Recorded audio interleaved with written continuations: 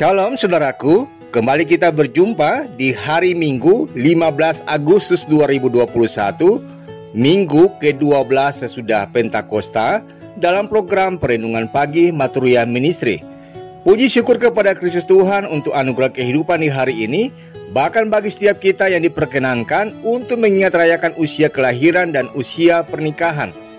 Teristimewa untuk setaan usia kelahiran bagi Ibu Rumanti Munte, Saudari Galuh Ajengka Nugroho, Saudari Priscilla Agustin Ramelan, Bapak Heriono Dwi S. Situmorang, Bapak Lukas Mahardika Putra, dan Saudari Riana Natania Simbolon. Doa kami kiranya anugerah Kristus senantiasa merahmati dengan kesehatan, kekuatan, dan hikmat Allah, serta berkenan memberkati dan menyempurnakan sukacitanya bersama dengan kehidupan keluarga terkasih. Kini, sabda Tuhan akan kita dengarkan, mendahulunya kita sehati dalam doa.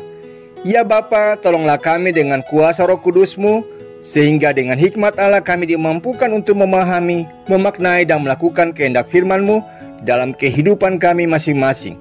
Demi Kristus Yesus kami berdoa. Amin.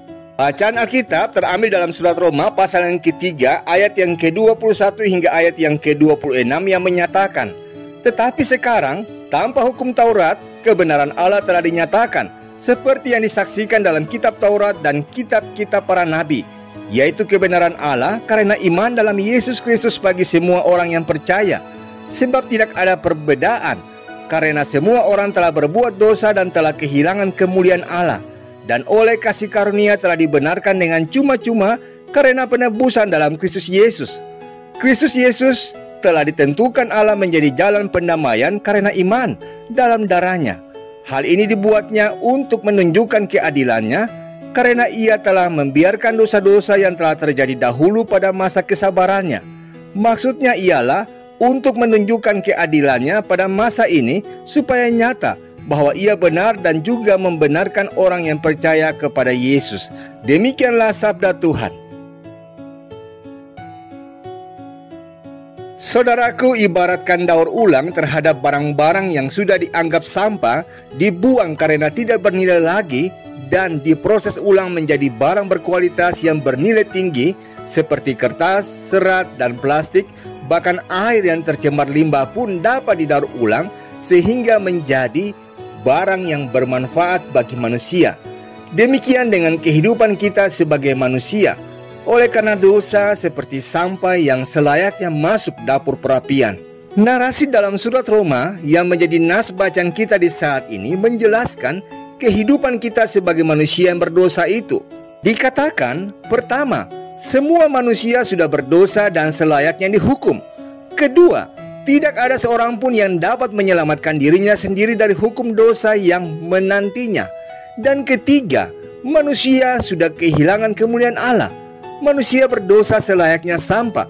Namun syukur kepada Allah yang karena anugerah kasih-Nya begitu besar, Ia tidak membiarkan manusia binasa dalam dosa-dosanya. Kristus Yesus rela mati di kayu salib, supaya dengan demikian oleh darah-Nya manusia berdosa dibenarkannya. Darah-Nya telah dalam tanda petik mendaur ulang manusia berdosa menjadi ciptaan baru. Yesus Kristus telah membawa kita dari kegelapan kepada terang-Nya yang ajaib. Oleh karena itu, ingatlah, syukurilah saudaraku, kasih karunia yang telah kita terima di dalam Kristus Yesus dengan hidup benar, setia dan taat menurut kehendak-Nya, serta menjadi pribadi yang bermakna kepada sesama demi kemuliaan nama Tuhan. Dikala usia dan kesempatan itu masih dipercayakan Tuhan kepada kita masing-masing. Amin. Saudaraku, mari kita sehati dalam doa. Bapa, ketika kami boleh ada di minggu ke-12 sesudah Pentakosta ini, ada syukur yang kami lafazkan bahkan untuk sapaan firman-Mu. Ia mengingatkan kami bahwa di luar Kristus kami adalah sampah yang menjijikan oleh karena belenggu dosa. Tak satu pun perbuatan baik kami yang mampu membenarkan diri kami di hadapan-Mu. Hanya oleh iman dan kasih karunia-Mu, sehingga kehidupan kami dapat didaur ulang menjadi baru dan tak bercacat.